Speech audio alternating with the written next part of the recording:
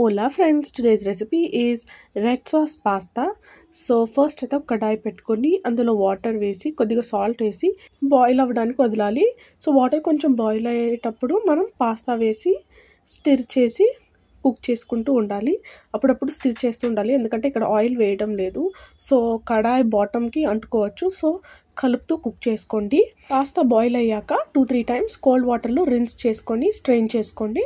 తర్వాత ఇక్కడ red sauce prepare చేసుకోవడానికి ఒక గిన్నెలో వాటర్ వేసి ఇక్కడ నేనైతే 4 టొమాటోస్ వేస్తున్నాను. ఇది 3 పీపుల్ తినచ్చు. తర్వాత 2 చిల్లీస్, ఒక కాశ్మీరీ చిల్లీ వేసి బాయిల్ అవ్వడానికి వదులుతున్నాను. సో ఇక్కడ నేను టొమాటోస్ వాష్ చేసి వాటర్లో వేస్తున్నాను.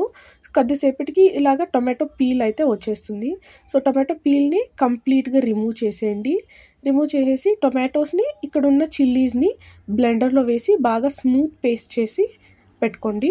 సో ఒక 20 మినిట్స్ 15 మినిట్స్ సాస్ని అలాగే వదిలేయండి. కూల్ అయ్యే కొద్దీ మంచి కలర్ వస్తుంది సాస్లో.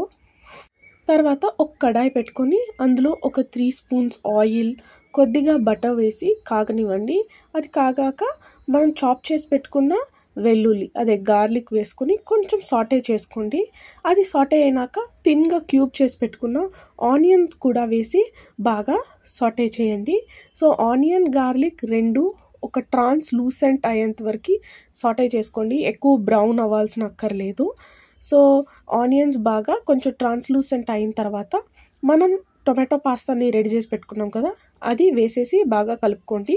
సో ఈ టొమాటో సాస్లో ఇప్పుడు మనం కొద్దిగా సాల్ట్, కొద్దిగా షుగర్, కొద్దిగా చిల్లీ ఫ్లేక్స్, తర్వాత మన పాస్తా సీజనింగ్ కూడా వేసి బాగా కలుపుకొని కొంచెం వాటర్ యాడ్ చేస్తున్నాను ఇక్కడ నేను మిక్సీలో. సో ఆ వాటర్ కూడా యాడ్ చేసి బాయిల్ అవ్వడానికి వదలండి. షుగర్ ఎందుకు యాడ్ చేస్తున్నానంటే ఇక్కడ టొమాటోస్ ఒక్కొక్కసారి పుల్లగా ఉంటాయి, ఒక్కొక్కసారి పుల్లగా ఉంటుంది. దాన్ని బ్యాలెన్స్ చేయడం కోసం ఇక్కడ షుగర్ వాడుతున్నాను. చిల్లీ ఫ్లేక్స్ అయితే మీ కారంకి తగినట్టుగా వేసుకోండి. అంతే బాగా కలుపుకొని లో ఫ్లేమ్లో సాస్ని బాగా ఉడికించండి. సాస్ చాలా బాగా మగ్గి దగ్గరకు వచ్చినాక మనం ఉడికించి పెట్టుకున్న పాస్తాని వేసి అందులో మరికొద్దిగా సాల్ట్, చిల్లీ ఫ్లేక్స్, తర్వాత పాస్తా సీజనింగ్ కూడా వేసి బాగా కలుపుకోండి. సెకండ్ టైం సాల్ట్ వేస్తున్నాం, ఎందుకంటే ఫస్ట్ అయితే కొద్దిగా సాల్ట్ వేసాం సాస్లోకి మాత్రమే. ఇప్పుడు కొంచెం పాస్తాకి తగినంత సాల్ట్ వేసుకొని బాగా కలుపుకోండి. ఇక్కడ నేనైతే కొద్దిగా చీజ్ కూడా వేస్తున్నాను. చీజ్ అయితే ఆప్షనల్, మీ దగ్గర ఉంటే చీజ్ వేసుకోండి. అంతే, ఒక 2 మినిట్స్ లో ఫ్లేమ్లో కుక్ చేసుకుంటే మనకి రెడ్ సాస్ పాస్తా రెడీ అయిపోతుంది.